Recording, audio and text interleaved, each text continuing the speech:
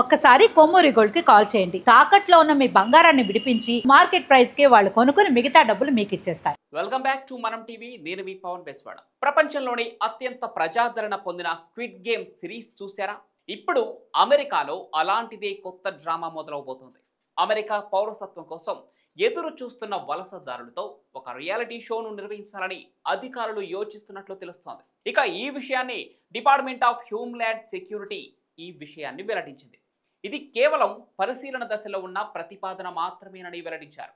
ఇంకా దీనిపై తుది నిర్ణయం తీసుకోలేదని, కానీ వలసదారులకు పౌరసత్వం ఇచ్చే విధానాన్ని మార్చడానికి ప్రయత్నిస్తున్నట్లు డిహెచ్ఎస్ అధికారులు ప్రకటించారు. అయితే ఈ రియాలిటీ గేమ్ షోలో అమెరికాలోని వలసదారులు అమెరికా పట్ల ఉన్న దేశభక్తిని తప్పకుండా నిరూపించుకోవాల్సిన అవసరం ఉంటుందని చెప్తున్నారు. అయితే ఈ గేమ్ ఎపిసోడ్ ఆధారంగా ఉంటుందని, గోల్డ్ రష్, కార్ అసెంబ్లీ వంటి వివిధ రకాల టాస్కులు కూడా ఇందులో ఉంటాయని తెలిపారు.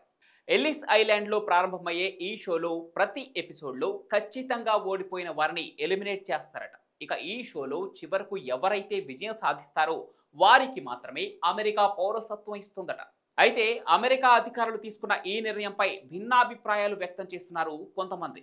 ఇది వలసదారులను అవమానించేలా ఉందంటూ విమర్శిస్తూ ఉంటే, మరికొందరేమో ఇది అమెరికా పౌరసత్వం పొందటానికి ఒక వినూత్నమైన మార్గమని చెప్పుకొస్తున్నారు.